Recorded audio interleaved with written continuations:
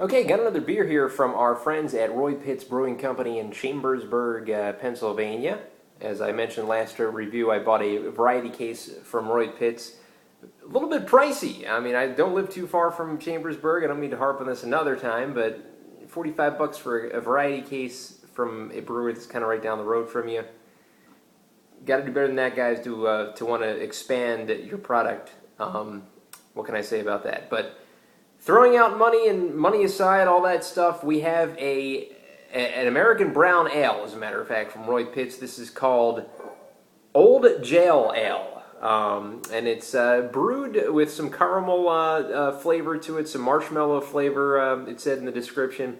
The name Old Jail Ale comes from the old jail in Chambersburg, which I believe was built in the early 1800s, 1814, something like that.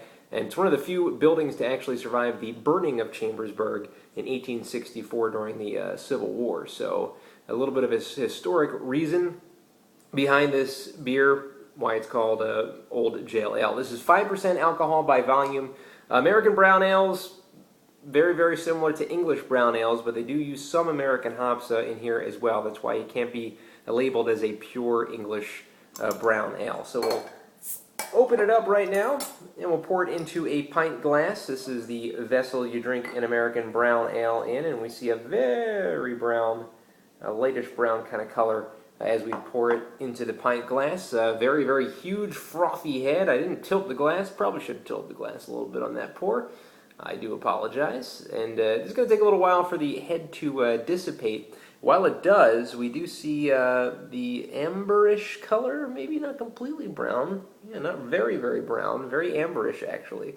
Lots of bubbles. Not seeing them. They're very, very refined bubbles. The head is a little bit of an off-white head. Not quite perfect fluffy white. More of a caramel kind of style to it. Let's grab a whiff of it. I'm definitely getting that caramel overtone in the aroma of this beer. Let's have another one. Yeah, very, very caramelly, as a matter of fact. Maybe even the hint of marshmallow. I'm kind of getting that a little bit. Maybe you wouldn't have picked up on that if I hadn't read the description of Old Jail Ale before I actually got the aroma. But definitely the caramel I would have picked up on, because the caramel is really, really prevalent in this beer. Let's grab a taste of it.